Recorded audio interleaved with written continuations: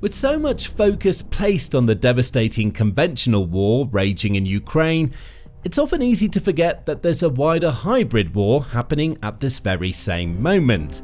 Targeting almost all of Europe, Russia uses deceptive tactics and indirect assaults to threaten, cajole, intimidate, and in some cases, cause real damage to those it perceives as its enemies. But now, Russia has gone too far.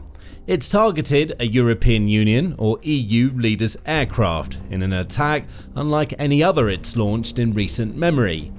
But the EU isn't taking this lying down, as it's already formulating a response. Russia's latest hybrid attack was against the President of the European Commission, or EC, Ursula von der Leyen, and the BBC was among the first to report on it on September 1st. Of course, Russia didn't launch missiles or try to shoot von der Leyen's plane out of the skies. That would have been a very direct assault that would have incurred the wrath of the EU and potentially NATO, perhaps leading to an all-out war. Instead, Russia was far sneakier, as the BBC reports that it disrupted von der Leyen's flight using GPS jamming techniques that are designed to throw the delicate equipment used in aircraft into complete disarray. Russia's GPS attack took place as the EU chief's aircraft flew in Bulgarian airspace, causing chaos as a plane prepared to land for von der Leyen to carry out a visit to the country. The EC president has spent the last few days touring several countries in Europe in an attempt to get a first-hand understanding of the hybrid warfare techniques that Russia has been using against those countries. Perhaps Putin decided that would be the perfect opportunity for him to show von der Leyen precisely what Russia is capable of in the hybrid arena. Confirmation of the GPS jamming came from the Bulgarian government, which said, "The satellite signal transmitting information to the plane's GPS navigation system was neutralized during the flight." Thankfully, Bulgarian air traffic control and von der Leyen's pilot acted quickly. To ensure the flight safety, air control services immediately offered an alternative landing method using terrestrial navigation tools, the Bulgarian government stated. So, no harm has come to the EC president. But make no mistake about it, this was as direct an attack against a major European leader as Russia dares to make outside of the confines of the Ukraine war. The EU Commission spokesperson, Ariana Podesta, was quick to shed light on exactly what everybody knows Russia is attempting to do with attacks like these.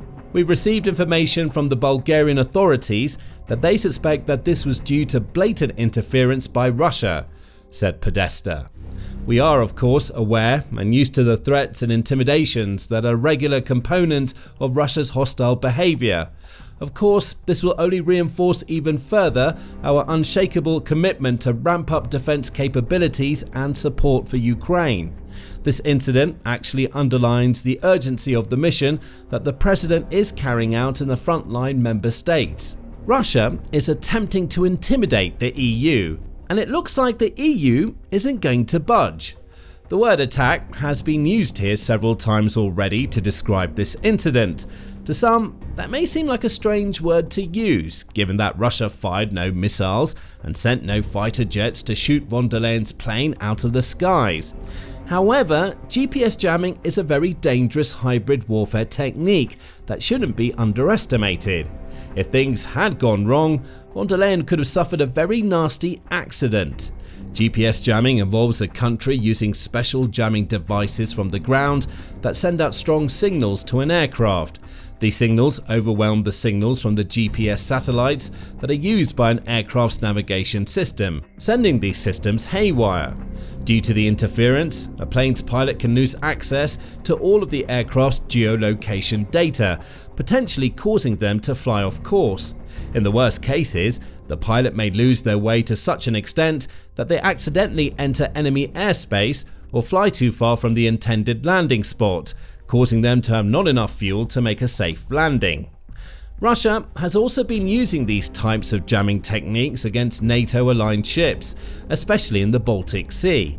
Estonia, Lithuania, Latvia, Sweden, Finland, and even Poland and Germany have all been affected by these kinds of attacks. Air and Space Forces magazine says that it's not quite clear why these attacks are happening. Is it just spillover from Russian air defense and force protection measures, jamming GPS so Ukrainian drones can't use it to find their Russian targets? Or is it something more deliberate, targeted at GPS in non-combatant countries? The outlet asks. The former might be an excuse that Russia could use for GPS jamming in the Baltic states, which border Russia and Ukraine. But Bulgaria? Accidental overshoots of jamming signals intended for Ukrainian aircraft seem like a bit of a stretch in a country that's separated from Ukraine by Romania and Moldova. This had to be deliberate. But the fact that questions have to be asked at all is what makes these kinds of attacks effective. If Russia were to launch a missile at von der Leyen's plane, it wouldn't be able to hide away from what it'd done. The missile itself would be analysed. It would be obvious where it came from. With GPS jamming, Russia gets plausible deniability in case something goes wrong. Its intentions may just be to intimidate a key EU leader. But if that intimidation attempt spiraled into von der Leyen's plane crashing, Russia would be able to hold its hands up and say it wasn't us, in a way that it simply couldn't with a missile attack. Nobody would believe Russia, but when has that ever stopped Russia from making claims before? In fact, denial is exactly the path that Russia has chosen in the wake of accusations of GPS jamming against von der Leyen's aircraft. Hours after Bulgaria revealed that GPS jamming had been used to target von der Leyen's flight, Russia delivered a blunt response, according to Sky News. "Your information is incorrect," was the only thing the Kremlin said about the accusations of Russian GPS jamming, which is precisely how you should expect Russia to act in these situations. It's clearly at fault for this jamming incident. No other country in Europe has any reason to jam the GPS signals on the flight of a major EU head. Just as with the false news it spreads, the cyber attacks it launches, and the social media bots it uses to influence other nations, Russia is doing what it always does: deny, deny, deny. But even if one was naive enough to take the Kremlin's response at face value until further investigations are conducted, the circumstantial evidence that this was a Russian hybrid warfare tactic is just too obvious to ignore. And there's the timing for one thing. Already mentioned was that von der Leyen was on a tour of several European countries when her plane was targeted. That tour has taken her to several of the EU member states that either border Russia or are very close to the country. And von der Leyen was in those countries to see firsthand the challenges created by the threats and hybrid warfare strategies that Russia leverages. There's almost a sick sense of humour involved here, with Russia perhaps wanting to send a message to von der Leyen. No matter what's figured out, Russia will continue to do as it pleases.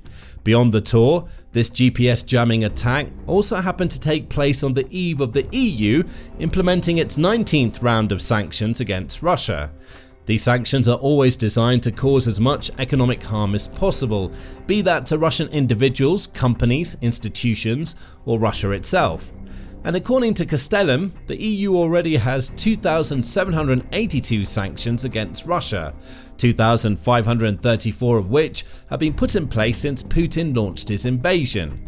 Beyond that, several EU member states have also implemented sanctions. France has 2,711 for instance. Other European countries that aren't parts of the EU are also sanctioning Russia.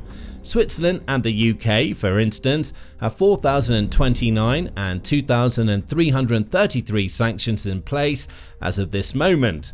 The news of a 19th round of sanctions being put in place may have triggered Putin into action. According to Politico, these new sanctions will be implemented sometime in early September, and it was von der Leyen herself who announced them. Standing alongside Ukrainian President Volodymyr Zelensky in mid-August, she said, "As long as the bloodshed in Ukraine continues, Europe will maintain diplomatic and in particular economic pressure on Russia. We've adopted 18 packages so far and we're advancing preparation for the 19th. This package will be forthcoming in early September." Von der Leyen emphasized at the time that this latest round of sanctions is being designed to show Russia that the EU is serious. Perhaps Russia's GPS jamming of the EC president's flight was supposed to convey the same message. Ironically, it's not yet known what this 19th package of sanctions is even going to contain yet. There's speculation, of course.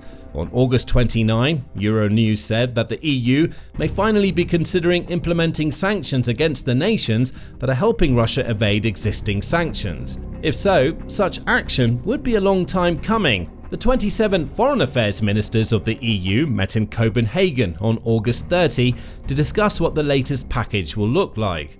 Again, no details have come out of that meeting, and it's likely there won't be more revealed until the sanctions are officially unveiled.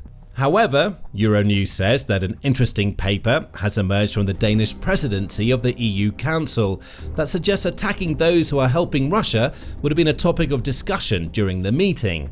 The paper's most notable suggestion, Euronews reports, is the activation of the anti-circumvention tool that the bloc introduced 2 years ago to punish countries that help Russia to get hold of the critical goods and materials forbidden by the West. The paper concludes with a simple question: are we ready to apply the tool? Perhaps the EU is ready, and Putin knows it. Russia may have used its GPS jamming attack as a last-ditch attempt to intimidate the EC president into reconsidering sanctions that Putin knows will cause severe damage. We targeted your plane with an inconsequential attack today, Russia might be saying. Tomorrow, who knows? It's also hard to ignore the fact that what happened to von der Leyen appears to be the latest in a series of similar incidents, all targeting the EU or other European countries. Wait, a series? Try tens of thousands. That's how many incidents of GPS jamming the BBC says have been reported by airlines operating around the Baltic coast since Russia invaded Ukraine. One of the most notable of these took place in March 2024, the outlet says, when a Royal Air Force aircraft that was carrying former UK Defence Secretary Grant Shapps was targeted with a GPS spoofing attack. GPS spoofing differs from jamming, as the latter blocks signals while the former replaces those signals with fake ones.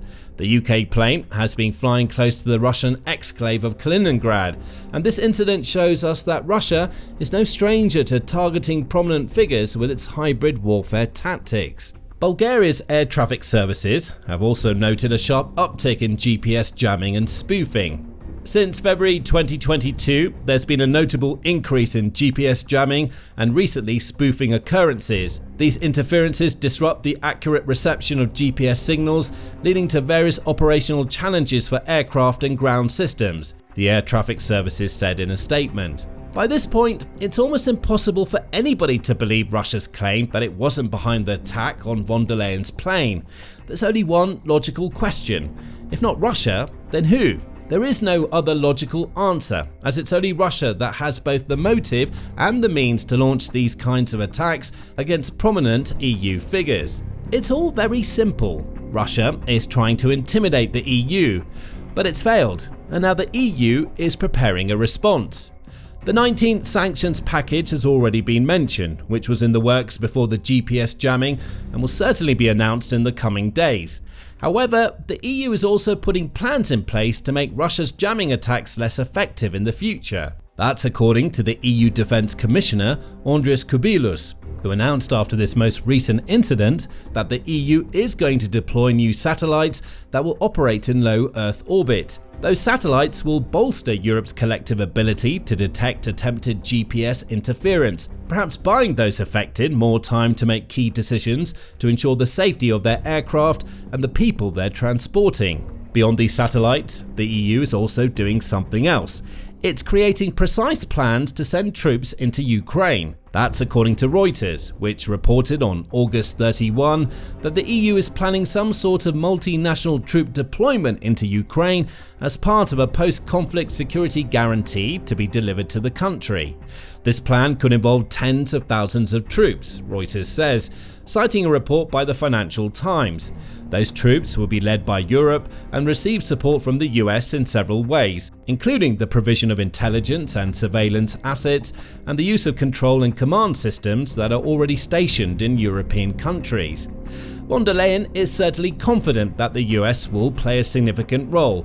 As she explained, President Trump reassured us that there will be an American presence as part of the backstop. That was very clear and repeatedly affirmed. she's reported to have told the Financial Times. Precisely how these tens of thousands of soldiers will be used remains to be seen. They may help Ukraine to staff a demilitarized zone across the border it shares with Russia, or perhaps across the current front line of the Ukraine war if that zone is put into place as part of a ceasefire. There also seems to be a possibility that European troops will operate deep inside Ukraine as a sort of backup force to the Ukrainian military that's responsible for training and ongoing support. All of the potential options were just explored in a recent video, so check it out to learn more.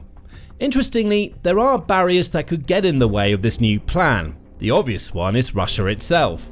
In the wake of Putin's meeting with US President Donald Trump in Alaska, Kremlin mouthpiece Dmitry Peskov was quick to warn the West that Russia is opposed to any sort of proposal that suggests NATO troops will operate on Ukraine's territory as part of a peace settlement. In fact, at the very beginning, it was the advancement of NATO military infrastructure and the infiltration of this military infrastructure into Ukraine that could probably be named among the root causes of the conflict situation that arose, Peskov claimed. So we have a negative attitude towards these discussions.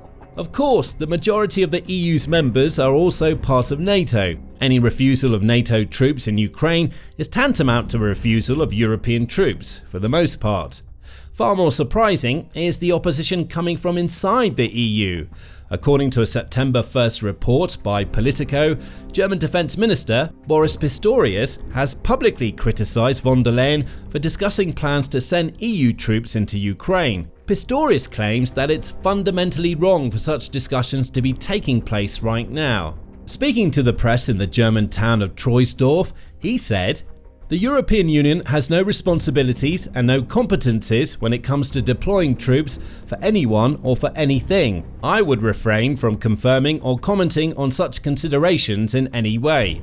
Weighing possibilities is fine, as long as it takes place behind closed doors until all members are in agreement. The discussions need to be had, but to come out and claim that there's already a precise plan in place is totally wrong," Pistorius says. This response is worrisome. It suggests that there is no actual plan yet. Von der Leyen may have jumped the gun in an attempt to use Russia's intimidation tactics against it with her comments. Or perhaps Pistorius is out of line to be so publicly disputing what the EC president is saying. Either way, Putin will be rubbing his hands with glee. After all, what are the purposes of a hybrid warfare campaign? Sow discord, create confusion, turn allies against one another by forcing them to argue about what they need to do to confront a nebulous threat that is very different from the traditional war that Ukraine has been forced to deal with. In that sense, one could argue that Russia has already achieved precisely what it wanted to achieve with its GPS jamming of von der Leyen's plane. Sure, von der Leyen may not be intimidated by Russia, but now she's butting heads with one of the most important military voices in the EU, which can only spell bad things for an organisation that needs to be taking a collective approach to the threat that Russia poses. All of this casts doubts on what the future may hold. Von der Leyen is saying that there's a plan in place, while Pistorius says that it's irresponsible for such things to be said publicly. All the while, Russia's hybrid warfare campaign against Europe will escalate. That's according to the Atlantic Council. Just days before the GPS jamming attack on von der Leyen's plane, it published an article pointing out how the hybrid war is getting ever more serious. The article's author, Maxim Beznosyuk, writes that Russia has spent over a decade refining its hybrid warfare playbook. Many of the tactics happening today were created or refined during Russia's first campaign of aggression against Ukraine. In this area, the EU is a long way behind Russia. Russia favors hybrid warfare as this allows the Kremlin to destabilize Europe and undermine support for Ukraine without crossing the threshold and provoking a military response. Europe's reaction to Putin's hybrid war tactics have also been hampered by a lack of coordination among target countries, Beznosyuk argues. He has a good point. That lack of coordination is apparent right now. Perhaps what the EU needs to realize is that Russia's hybrid warfare campaign is an attack on the very consciousness of the European continent. It's as much psychological as it is physical, with the goal being to create issues, any issues, between those who must be allied to deal with Russia. Von der Leyen and Pistorius need to get on the same page, as do all of the nations that comprise the EU. If they don't, Russia will just keep on doing what it's doing, and an entire continent could end up suffering as a result. Now, there is at least one way that European countries are preparing to counteract Russia's aggression. Several are working on reviving an age-old strategy that will prove immensely effective against Russia's tanks. Finland and Poland are among those nations, and their plan will literally sink Russian tanks that try to attack them. Find out more in our video, and remember to subscribe to the Military Show for more videos covering Russia's latest attempts to destabilize Europe.